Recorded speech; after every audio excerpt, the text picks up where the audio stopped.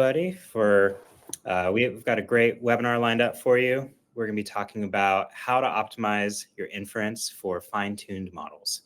Our team has been really working on making our serving stack, making a lot of great improvements to it, and along the way have learned a lot about what good inference looks like.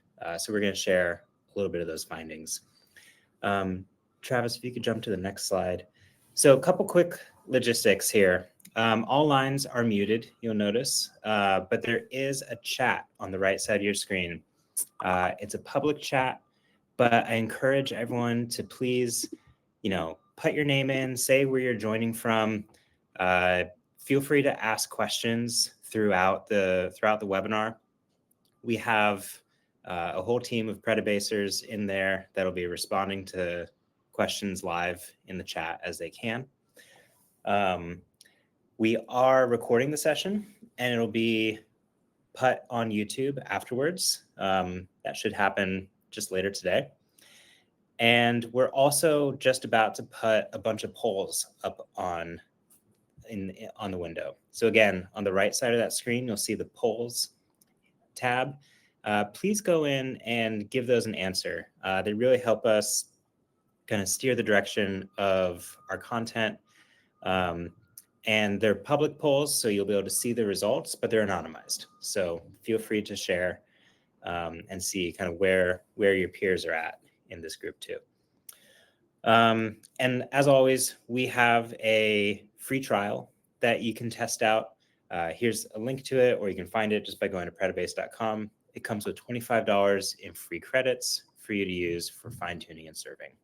So if you like anything you see, definitely feel free to go kick the tires. But today we're joined by our co-founder and CTO, Travis, and one of our staff software engineers, Noah Yoshida. He really specializes on all things inference and infrastructure. So all of today is really right up his wheelhouse. And with that, I'm going to turn it over to Travis. Thank you.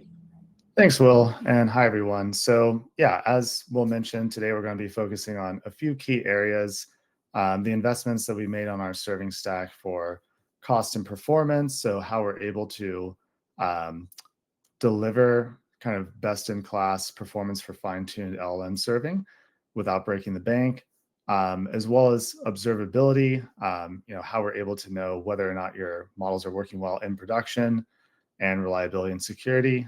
So are you meeting your SLAs? Are you adhering to the security posture of your organization?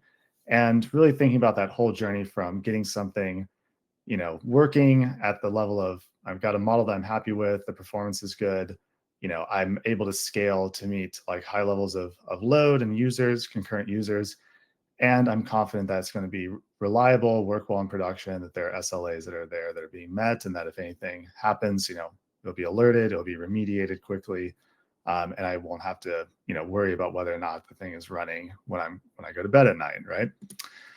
So as part of that, we're going to be breaking this down into a few key things that we've built into our platform that we think are worth calling out.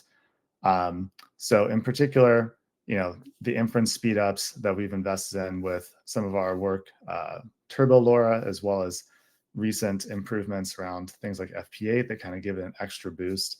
And then we'll actually spend most of the time letting Noah dig into some of the kind of behind the scenes things that kind of make a serving stack really ready for production, efficient resource scheduling, observability, stability and reliability, and how this can work both in a SaaS environment as well as in a virtual private cloud in your environment where none of the data kind of ever leaves your environment.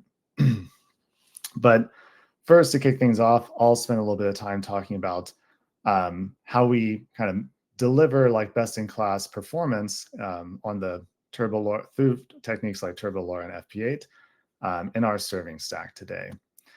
And the first kind of bit of background here is some of you may be familiar with our the foundations of our inference stack, which is a project that we call LoRax. We open sourced this project almost a year ago now, And the main idea was that, at the time, everyone who wanted to serve fine-tuned LLMs was kind of having to follow this paradigm on the left, where you spin up a new deployment, meaning a new GPU for every model that you fine-tune. But with Lorax, what we did is we kind of realized that you could take lots of these small fine-tuned adapters, pack them into a single GPU, and then serve them efficiently using advanced techniques for kind of multiplexing the requests. And that by doing so, you can dramatically drive down the costs of serving. But and while still maintaining very high throughput, even with many, many fine-tuned models on a single GPU. But that's not the whole story. LoRa's are definitely, one of the kind of like key pillars of a platform like ours that helps users fine-tune and productionize fine-tuned models. But there's a lot more that we've invested on this concept of model adaptation through fine-tuning that deliver benefits beyond just quality. So while LoRa is all about specializing your model outputs to improve quality for a specific task, there are a couple other areas like our new speculative decoding method called Turbo that we've introduced that lets you speed up next token generation throughput, as well as the marriage of these two concepts, Turbo LoRA, which allows you to jointly optimize for improved output quality and throughput in a single adapter to kind of deliver on the best of both worlds. And we'll talk about all of these together briefly. So, for LoRa, it's the story is that these kind of orange layers that we represent here are what's added or adapted about the model. But at the end of the day, the model is still generating one token at a time. It's just that that token is now going to be better tailored to the specific task that you want the model to perform, right? And so this is like normal next token generation process for an LLM. So you have an input sequence, it passes through the model, you generate one token, that token gets appended to the original input, and then you kind of repeat this process over and over again to generate text. But there are other ways that you can think about generating text that can be more than just one token at a time.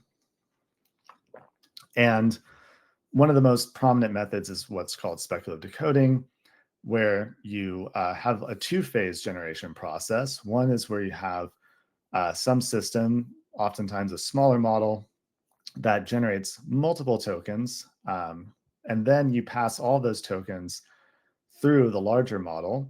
And when you do so, the nice thing about LLMs is that for every token you pass in, it generates a probability distribution for the next token. And so based on that information, you can then determine whether or not the model would have actually predicted the same thing as the smaller model did. And you might ask, why would you do this? Well, the benefit is that you can do it in one pass through the model to validate all these tokens, rather than having to run 4 separate passes over the model to generate these tokens. So it turns out that validation of correctness or incorrectness is significantly faster than the generation process, right?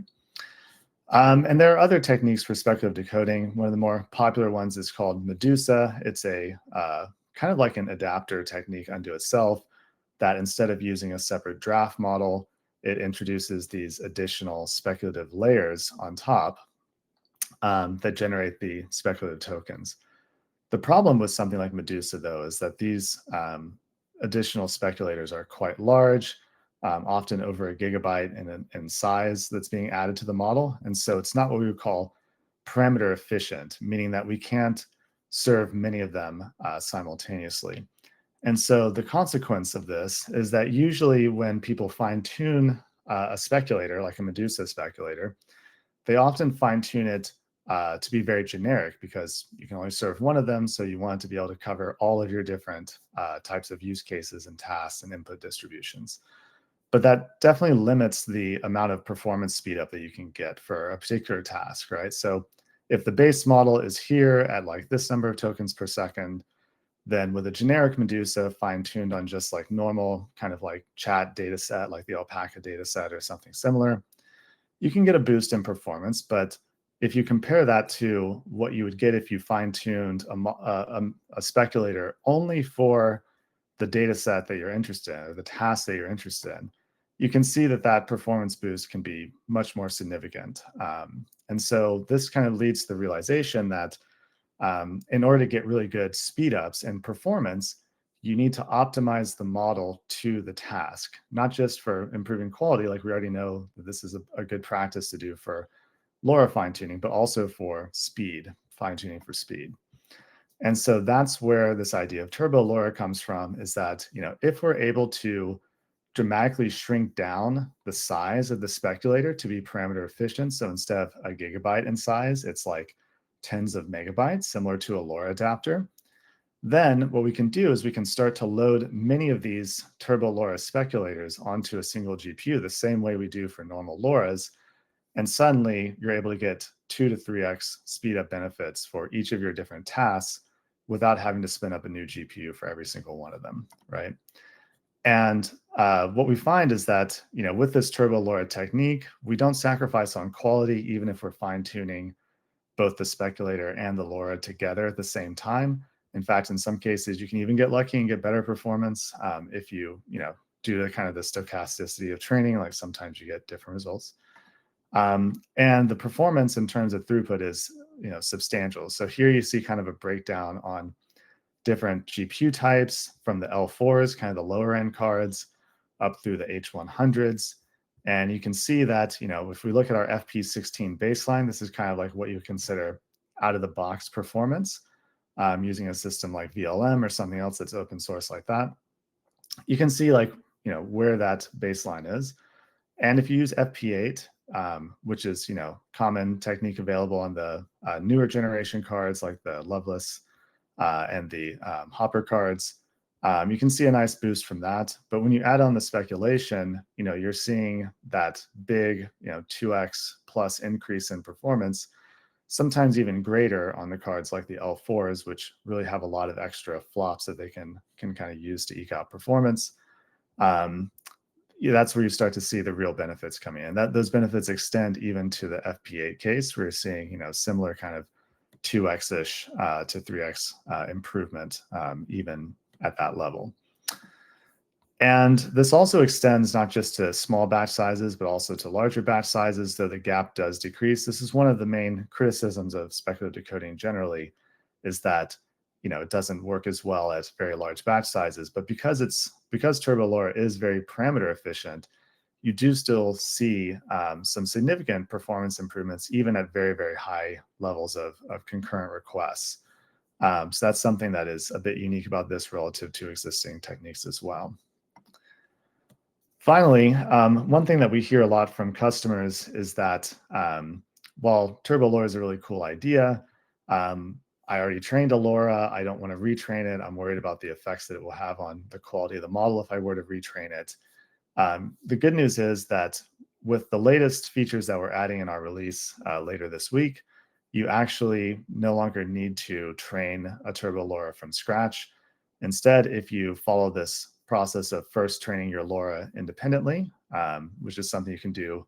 Some users do even outside of Predibase. They get their first LoRa and then they want to serve it, or maybe you come to us and you want to just focus on getting a LoRa trained initially. Either way is fine. Then what you can do is do a second round of training using the same data set where you freeze the LLM and freeze the LoRa, but then train the Turbo speculator only. And then what the output of that will effectively be, and this is as simple as just saying adapter type equals Turbo and Predibase, by the way. Then the output will be itself a Turbo LoRa, only where the LoRa is the exact same LoRa weights that you originally trained. So there's going to be no impact on quality whatsoever. But you now have a set of speculators that are adapted specifically to the outputs of the LoRa, and so therefore are going to be, very fast for the specific task that you're trying to do. And empirically, we've seen, similar kind of 2x-ish improvements in throughput using this technique. So that's a bit of background on some of the throughput improvements we made and kind of how we're now, able to get above best-in-class performance for, pound for pound on similar hardware. We saw, like in the slide on benchmarking, for example, just to quickly go back to that, we're seeing up to 365 tokens per second on H100. Looking at like a lot of the benchmarks on artificial analysis, et cetera, you can see that kind of 250-ish is considered kind of best in class in a lot of ways for H100s. But that's kind of where the benefits of this task-specific speculative decoding comes from, is you're able to kind of go beyond that for your specific fine-tuned model using techniques like Turbo LoRA. And now let me hand it over to Noah to talk a bit more about what we're doing on the back end to make this all truly production ready for your use case. Yeah, thank you, Travis. So I think, as you might have guessed from a lot of our slides and like what we're talking about, we're very obsessed with efficiency at Predibase. We want to be as efficient as possible with, like fine-tuning models, serving them, making sure we get all the performance we can out of every single GPU, that we have and that customers are using. But, as people scale, as you scale your workloads, you're going to find that no matter what you do, what optimizations you do, you'll need to start using more and more GPUs and more nodes. So I'm going to start kind of talking about that initially around how we do efficient resource scheduling at Predibase to drive down costs for both us and, of course, for our customers. So the main question here is, how do we increase or meet latency and throughput SLAs without totally breaking the bank? So here is a kind of example traffic pattern that we've seen, very common for customers that have, their own customers or their own workloads that they're running in a pretty, like US or, like locality centric way. So as you can see here, there's several spikes followed by some dips. You can imagine the dips are like at night, people aren't working, people aren't using your app. And then maybe over the weekend, people might not be using your app, or, maybe they're using it even more. But, obviously the workload is not very consistent. So when you're thinking about how to optimize your, the number of GPUs that you're using, there's a few things that you could optimize for here. So one of them is for, optimizing the cost, right? So you kind of take a hit on some of these spikier times in your traffic. So if you provision, let's say, enough GPUs to meet, the average amount of utilization, there will be times when latency takes a hit because, your website's getting more traffic, you're getting more users, and the requests will start backing up. But the benefit of doing this is that the amount of underutilization that you'll be doing is a little bit less. So there's only a few gaps here where there's underutilization. The alternative to this is you can, of course, provision for all of your spikes. So you can run with the maximum number of GPUs that you can imagine you needing for your LM inference.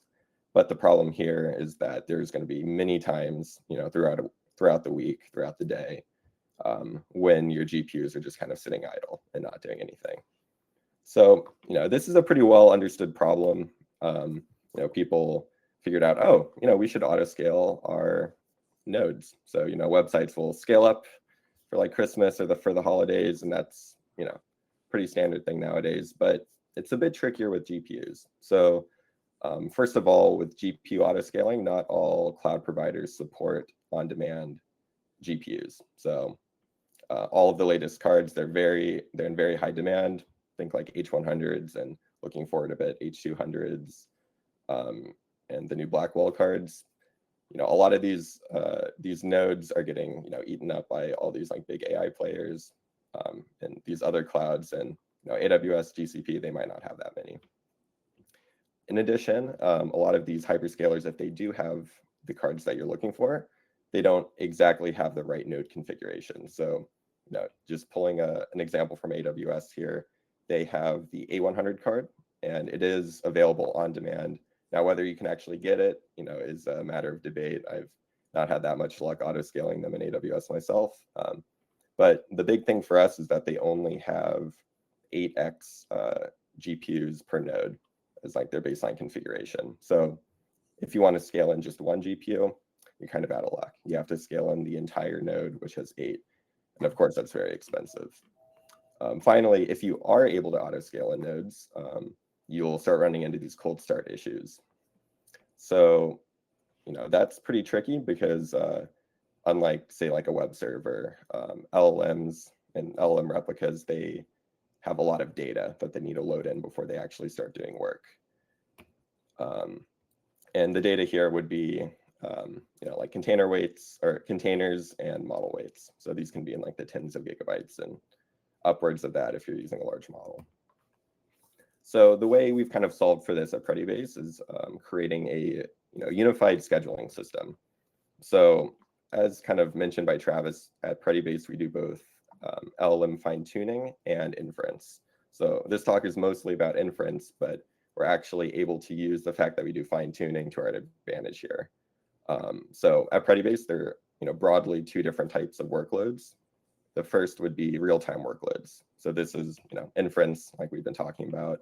Of course, there'll be strict SLAs around throughput and latency for this.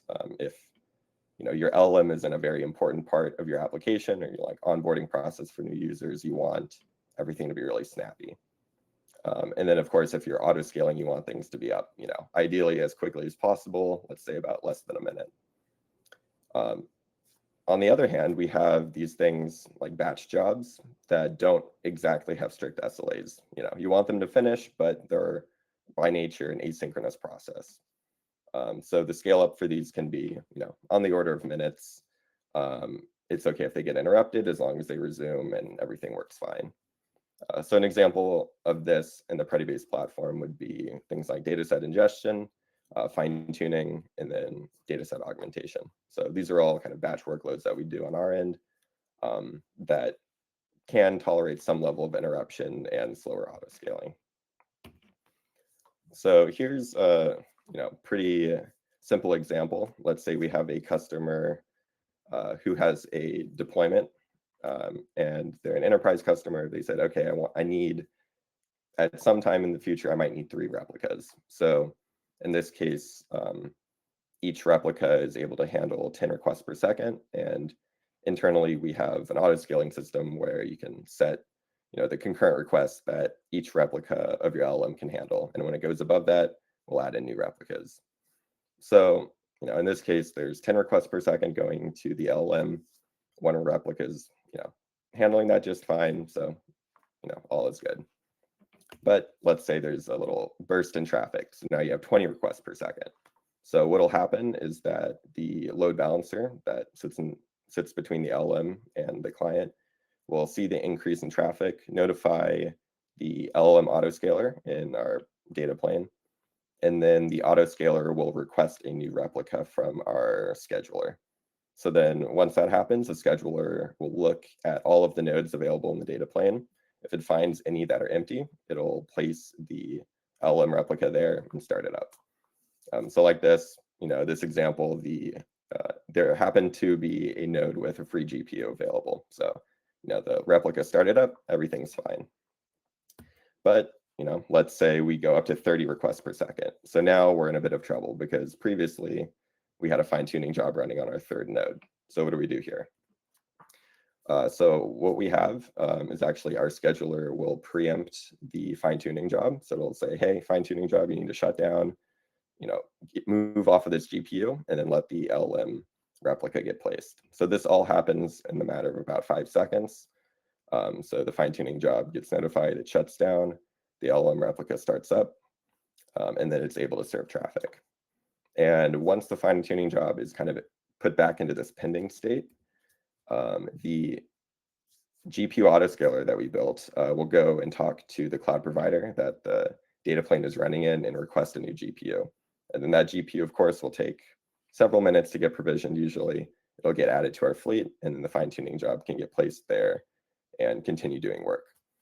And another thing I think I want to add here is that in looking for GPUs and trying to find the best deal on GPUs, we found that a lot of these kind of newer AI-focused clouds that offer a lot of GPUs at pretty reasonable prices, they don't have native autoscaling built in at all. So the Predibase GPU autoscaler here is actually something that we built internally to work in these kind of bespoke clouds. So this is not like in a hyperscaler. And an interesting graph you can see here is that this is actually like real data from our platform showing the number of LLM replicas over time on the top, and then on the bottom it's showing our training jobs. So let's say, as an example, that internally we provision enough nodes to kind of meet those spikes, right, in LLM replicas. That way that, the LLM replicas will start up very quickly. Don't have to wait to auto-scale in the nodes. But of course, we have these little dips where, nothing's happening.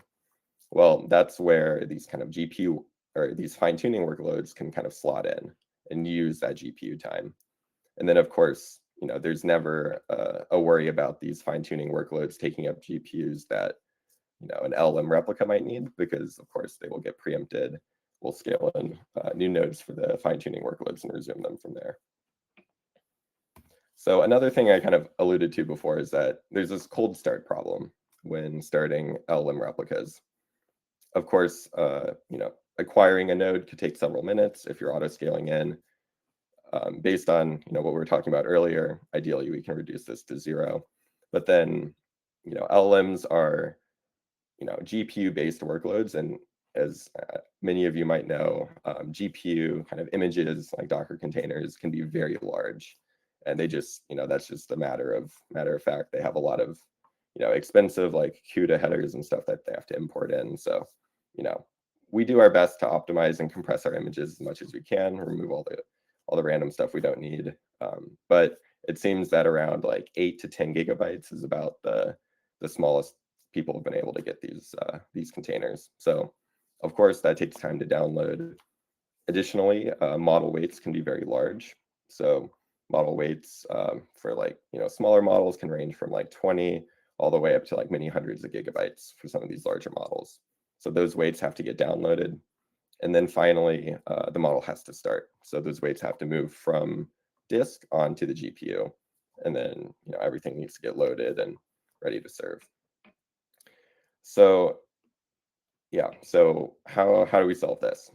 So for the cold starts, for auto-scaling in nodes, as mentioned earlier, we try to run with enough capacity for all of our enterprise LLMs to be running at their full replica count. So when you serve on the Predibase platform, you'll usually get some kind of like number of reserved instances. And what we internally make sure that there are always GPUs ready for you to use. So if there's any spike, we'll be able to handle it. What that normally looks like, though, is if everyone's not running at max capacity, is that some of these GPUs will be idle. And when that happens, the scheduler is able to place random jobs on these GPUs. But how do we make sure that these GPUs are ready for your LLM when it's time for you to scale up? So the way we do this is we have 2 different caches on the nodes. So the first is a more generic cache, and it contains model weights and container images for random stuff like our training jobs. So when a training job starts, ideally we don't have to like pull these images and these weights down. You can just use stuff on the node.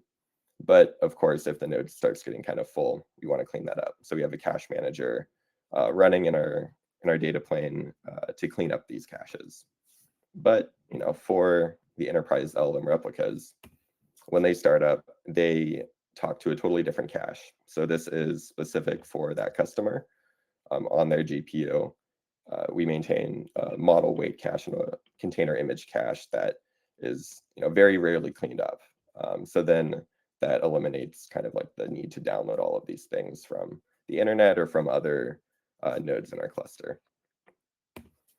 So if you look again, this was kind of the timeline of starting a new LLM replica. And if, with all of these optimizations that we've done, by preempting existing nodes, you're essentially able to eliminate the time required to acquire a node. Because the container image is already on disk, we don't have to download that, so that goes away. And then downloading weights, if the weights are already on the node, you don't have to do that, so that essentially goes away as well. So then, we've been able to essentially eliminate all of the startup time for the enterprise LLM replicas to be about less than a minute. It depends on the model size and the exact parameters you're using, but yeah, in general, it's pretty fast. And another kind of like aspect of this like cost optimization that we've been doing is exposing a wide variety of GPUs to our customers. So, a lot of these clouds, as mentioned earlier, think like AWS, they have A100s, but they don't have, 1x A100s. So maybe you want, a single A100 instead of 8 at a time. Or maybe you want, H100s with SXM because you are doing something with multiple node or multiple GPUs. Or maybe you just need PCIe. So there's a lot of different kind of configurations for these cards. And, to my knowledge, no single cloud has every single configuration out there. So what we've done at Predibase is we actually have this kind of multi-data plane concept where we're able to run in different clouds. And in each cloud, we provision a data plane. And the data plane has access to, that cloud-specific GPUs.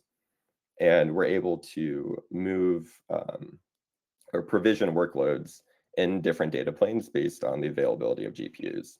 So this enables us to be pretty flexible in terms of what we offer and continuously offer, more and more options. And of course, when you have, things running in tons of different data planes, you need a unified routing layer to, to get the request from a client all the way to the LLM server and back. So that's another thing that we've built as well internally at Predibase. So we have both a multi-data plane kind of architecture with all these different clouds, all these different GPUs. And then sitting on top of that, we have a unified routing layer to route requests to the exact data plane, exact replica that you need. And as like a little side note here, the currently offer GPUs in the Predibase SaaS product. We are continuously adding more, GPUs or new GPUs are always coming out. So we're always trying to add them as they become available. Yeah, so next I'll briefly speak about LLM deployment observability. So one of the biggest asks from our customers was like, hey, what the heck is going on with my LLM? Like, is it scaling up? Is it on standby? Like, are all the replicas scaled down? Additionally, customers are really interested in knowing, basic performance metrics, like what's the throughput looking like, what's the latency, what's the GPU utilization look like? Because this is all important stuff if you're, tweaking your LLM, trying to get the maximum performance out of it. And then, if something might not be working right, or you're not really sure exactly what's going on, logs have been very valuable in helping customers kind of figure out issues on their own without, having an involved support person. So, we offer all these in Predibase, today. So we have in-app event histories, so you can see exactly what step your LLM's at in its life cycle. Additionally, we have in-app metric graphs, so you can go click around, see all these different metrics around your LLM, really important stuff like, throughput, latency, number of tokens generated per minute, stuff like that. That way you don't have to build this out yourself. And then finally, we do expose the application logs from our deployments so that customers can kind of figure out, okay, like, worst case scenario, something's not exactly working right, or they want to see, like all the requests being logged, in the logs. You can go there and see that. So next, another really important thing in productionizing LLMs and, being ready to serve them for important traffic is stability and reliability. So internally at Predibase, we did some thinking as to, what are the different kind of failure modes that we could encounter when someone is serving an LLM. So here's, 5 that we kind of came up with. The first would be, you update a deployment that already exists that was working very well, but then it starts to crash. So let's say you wanted to use a new version of our inference server. Let's say you wanted to add some new parameters to try out a new feature, and something's not working right and it starts to crash. Similarly, if we try our very, very best to make sure that there are no bugs and to make sure that there's no unrecoverable states or CUDA errors, but inevitably, if you've ever worked in software, bugs will happen. So how do we prevent that? So another thing that could happen is the deployment just becoming in a crashing state, or it's not really responding to any requests. So that's really bad. Other things that could happen are more infra level issues. So, you know, temporary network failures between the client and the deployment. If you're doing, you know, tens of thousands of requests per minute, you know, a few packets will be dropped here and there. So how do you kind of prevent that? And then finally, like regional or data plane level outages. Hopefully this never happens, but, you know, data planes and I guess like data centers, you know, things can happen to them. So we need to prevent, or I guess guard against that. And then finally, third-party outages, such as like Hugging Face Hub going down. How do we prevent that? So first, I'll speak a bit on the, you know, data or the LLM updates and how we safely do those. So every time you update your LLM at Predibase, which I will add is all customer driven, there's no kind of secret like updates that we do whenever we, you know, roll out new releases. All your LLMs are always, you know, in the state that they were before and after the release. But, you know, let's say you want to try out a new feature in LoRax and you want to update your LLM. So when you do that, Predibase does rolling updates to all of your replicas. So what a rolling update is we add in a new replica for your LLM with, you know, the new parameters, the new updated configs, what have you. And initially, you know, this will be pending. It'll get placed on a node. It'll start up. And then once it's starting up, we have health checks that run to make sure that, you know, the LLM is able to serve traffic. And then once the health checks are passed, our load balancer that sits in front of all the LLM replicas in your deployment will add that new replica to your kind of pool, and then it'll remove one of the previous ones. So by doing this, you're able to, you know, gradually replace all of the replicas of the old version with the new version. And at any point, you know, if these health checks fail and something's not working, you can automatically roll back to the previous version.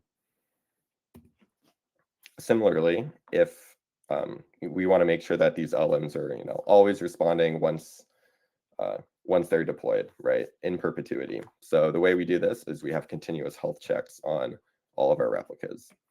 So at any point, if more than a few consecutive health checks fail, the LLM replica is marked as failed. And what a failed replica means is that it will get removed from the load balancing pool. So we'll stop receiving requests. And then the load balancer will trigger a restart on the replica. And then once that replica starts responding to the health check again, it'll get added back to the pool. And, you know, side note, this is also when like internally at Predibase, we're getting alerted like, oh, something's not working. So yeah, taken care of there. And then next would be network level retries. This is pretty basic. Anytime there's a downstream network error, we're able to just configure our load balancer to retry the request a few times. Obviously, you don't want retries to happen if you're getting like rate limited, or if your request is timed out due to the server being overwhelmed. You don't want to cause like a thundering herd problem. So this is, you know, all tweaked very carefully to only be like downstream network disconnects. And then, you know, the fourth solution to kind of like regional and data plane level outages is my favorite, which is our backup and high availability kind of setup. So at Predibase, as mentioned, we have many different data planes, but one thing that we're able to do is we're able to operate redundant data planes in our backend. Now, what does this mean? So what this means is that when you create a deployment in Predibase, you know, when possible, we create these always off standby replicas of your deployment in a different data plane with identical GPU configurations. And every time you update your deployments, you know, do all this stuff with them, it will update these redundant copies. And what these redundant copies are there for are if, you know, one of the data planes were to go down, something were to happen to it. So, you know, this takes advantage of the unified networking layer that we have because we're able to route requests, you know, to whatever data plane your LLM is currently active in. But, you know, let's say that something happens to one of the data centers, something catches on fire, someone pulls out a networking cord, what have you, and it stops responding. So what we're able to do internally is mark a data plane as degraded. And after that, it kicks off a totally automated process where it updates our dynamic networking layer, and it will start shifting all of the requests from the degraded data plane to the data plane with, you know, the backup replicas for your deployment in it. And at this point, you know, it will be exactly like using the same technologies we were mentioning earlier with like preemption and GPU level autoscaling.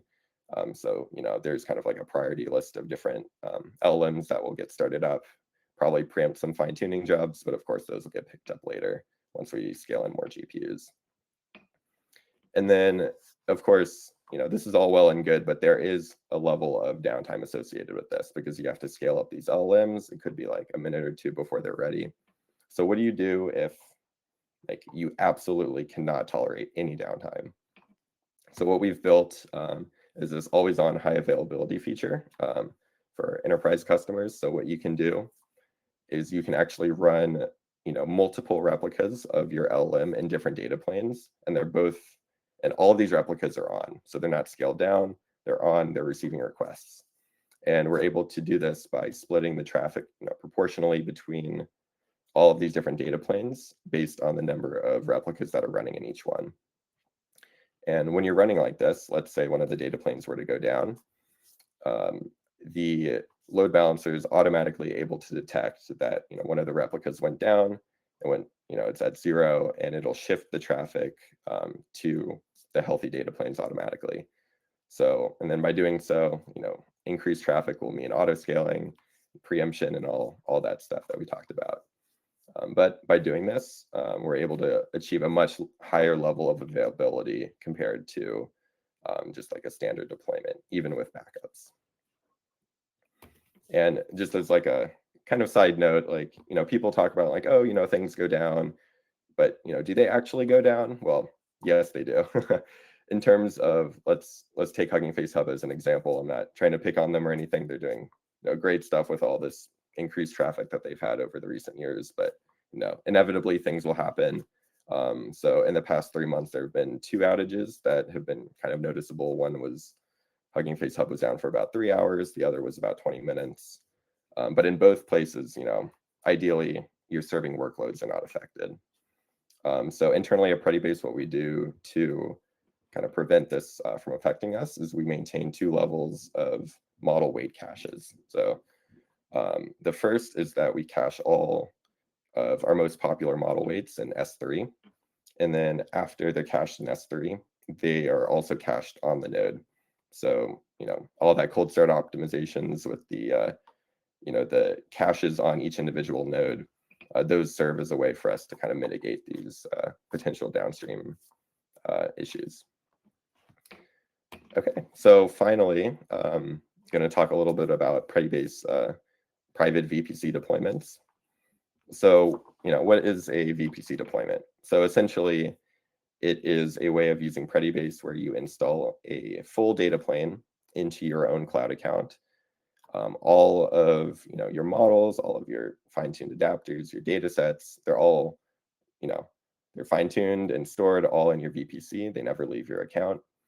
And on our end, we manage everything for that VPC. So we update the software, we update the infrastructure. There's no kind of like costly handoff between us and your DevOps team, which is something that we've seen in the past cause issues with these kind of integrations. So it's all automated on our end. We put a lot of work into it, and all of the proprietary like fine tuning stack, all of our serving stuff is made available in your VPC. And this is kind of like an illustrated look of what it looks like. So everything data related, right? Like fine tuning, serving, it's all done in your VPC, and we're able to also enable authentication and ingress directly into your VPC if you require that as well. So then at this point, the only thing moving in and out of your VPC is requests to like scale up models or create new fine tuning jobs, but none of the actual details about the data or the prompts or any of that actually leaves your network. So there are some like pros and cons to this approach. Of course, the pros are if you have very tight security posture, you're able to conform to that since the data doesn't leave your VPC. And you can also use existing GPU investments that you might have in these hyperscalers. So if you bought like a huge number of reserved instances for A100s in AWS, for example, we're able to tap into those and help you efficiently use them. There are some cons though. So as mentioned earlier, autoscaling in these hyperscalers can take some time. They definitely have a capacity crunch right now. And in addition, autoscaling is a bit trickier because there are cold starts associated with adding these new nodes. If you are able to run at a sufficient scale, though, you would be able to kind of run some number of GPUs that are always on. And then at that point, all the same technologies that we built for our SaaS product would be running in your VPC, like preemption, the different levels of model weight caching, container caching, all of that. It all comes with our product. So if you're able to run at a pretty big scale, all that would actually apply to you in the VPC. But we're saying for like some of these smaller customers that are starting out, unfortunately, that doesn't apply. Yeah, and then finally, GPs can be a bit more expensive in the VPC, but this is all under the assumption that there's some security requirement that you need to do this. So we found that VPC deployments have really been able to unlock a lot of customers who initially thought, I'm not able to use an LLM platform. So that has been really cool to see. Awesome. Yeah, I think that's pretty much it for me. I think Will, I don't know if you're around, but we can do some Q&A. Yeah. Excellent. So much fun. Thank you. Thank you, Noah. Thank you, Travis. Folks, quick reminder that the chat is on the right. Please feel free to put any questions you have about the content or anything related to the content. I'm also right now pushing, you can see this button if you want to sign up for a free trial. It comes with $25 in credits. You can try everything that we've been talking about today. So go give it a shot, kick the tires, let us know what you think. And all right, so diving into a couple of questions. Let's see. One just coming right in from Pepe. Do you support OCI infra? Yeah, so right now we don't support the Oracle Cloud, but the way we've built all of this like automated infrastructure provisioning and updating, it's all pretty extensible. So we've been able to add new clouds, pretty easily. So currently we support AWS, Azure, and GCP. Great, thank you. How about, I'm curious, I think we've been able to work with a lot of teams that, have taken different approaches, starting to build their own serving infrastructure. I'm curious just from, Travis and Noah, from your experience kind of in the field, what are some of the maybe biggest considerations that you see teams maybe overlook when they're building their own serving infrastructure? What pieces of advice would you say that teams need to really keep in mind when going down that road?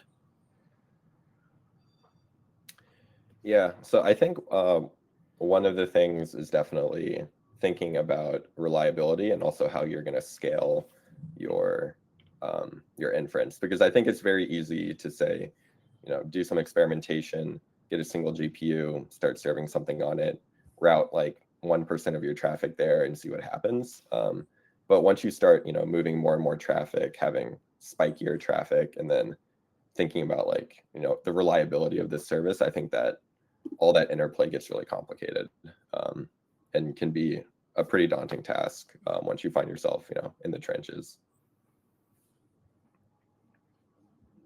Absolutely. Yeah. Travis, let me know if you have anything to layer on top of that. Just see you replying to the chat. Okay, here another question.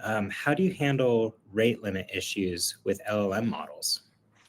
Yeah, so yeah, that's actually a really good question. I think so. One of the paradigms that a lot of companies are using right now is like shared kind of serverless deployments, right? So you just pay per token, and you essentially just get an endpoint from the provider. So it's a bit different at Predibase. We do have these shared deployments that you can use, but we heavily rate limit them, and we definitely don't recommend them for anything but experimentation.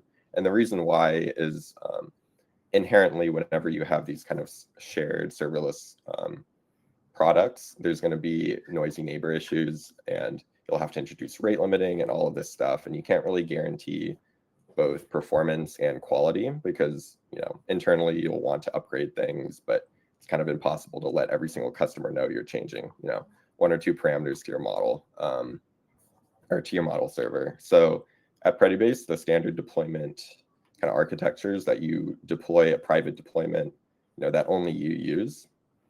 So there's no like noisy neighbor issues. There's no need to rate limit anything. Of course, on your end, if you'd like to rate limit something, like you can go through a proxy and build that yourself. But yeah, everything's by design, all yours.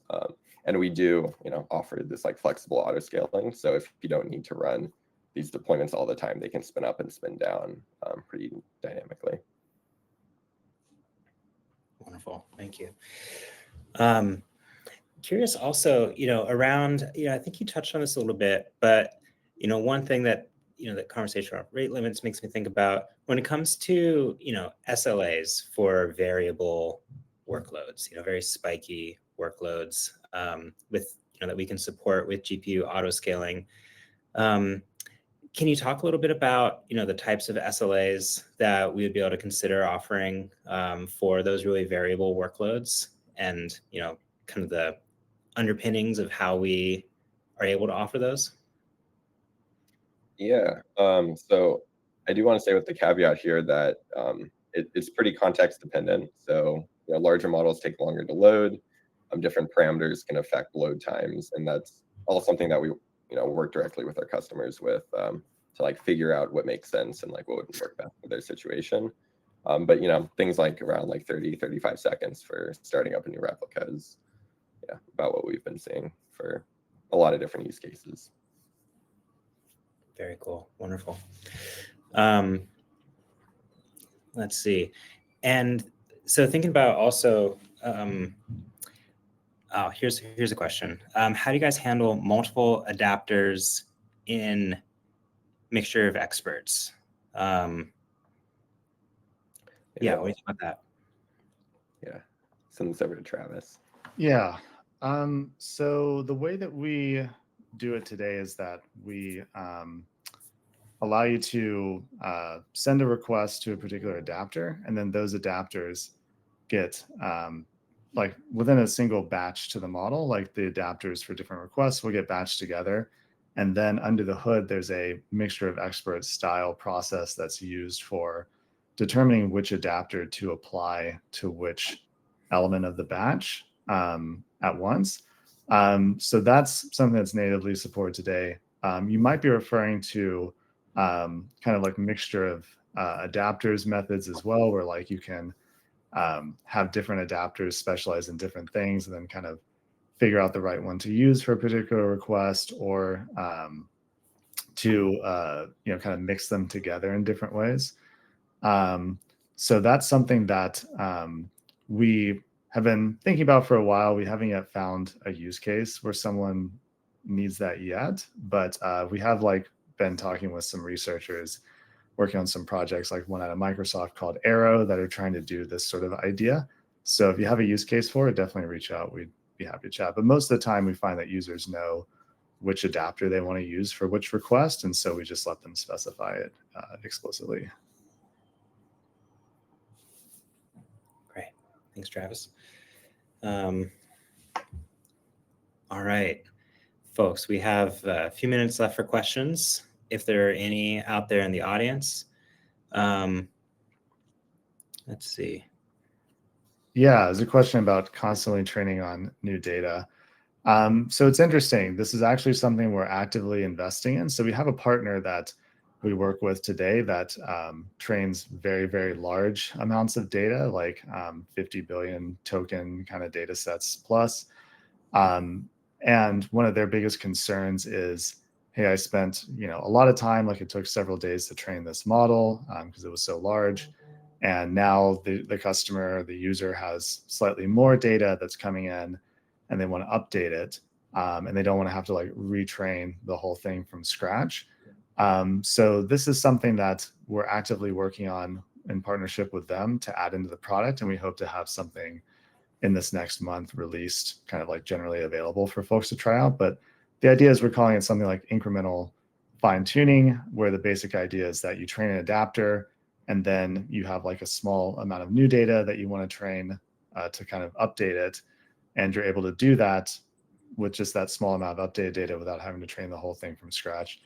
There are a few different kind of research methods that people have explored for doing this, and we're kind of in the process of exploring a few different ones to see like what ends up working best.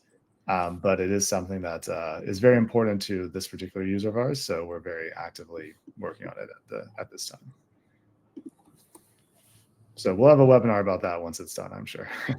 Great question. Yeah, batch API. So this is another one that we've been thinking about a lot recently, is batch use cases. We have a lot of people that want to do batch inference, but also for other things like evaluation or data set augmentation and things like that. These are all kind of batch workloads that people might want to do. And so while we don't yet support the OpenAI batch API, it is something that we're working on in this next release as well, is having like a generally available batch API that folks can use. So that will be coming soon. Yes.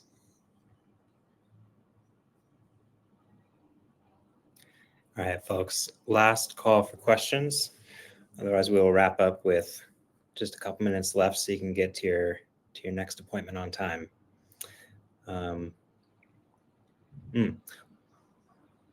Travis, what about a local without GPU? Yeah, so I mean, it's definitely doable using tools like Llama CPP and things like that. We don't on our platform support running locally on CPU. Like we specialize primarily on GPU inference. But you know, certainly you are able to, you know, at the enterprise tier, we let folks kind of export things out and then run them locally if they want. The flip side, though, is that some of the proprietary stuff we built, like Turbo LoRA, wouldn't natively run in other frameworks. So that's just something to be aware of. But for kind of standard LoRA fine tuning, that would be something you could do locally. Great. All right. Well, thank you everyone for joining today's webinar.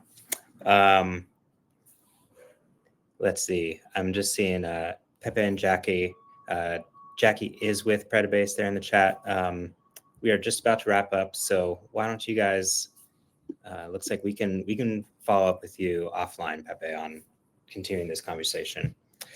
Thank you everyone for joining. This recording will be put onto YouTube later today if you want to recatch anything. We really appreciate you and look forward to seeing you at our next webinar. So thank you everyone. Take care.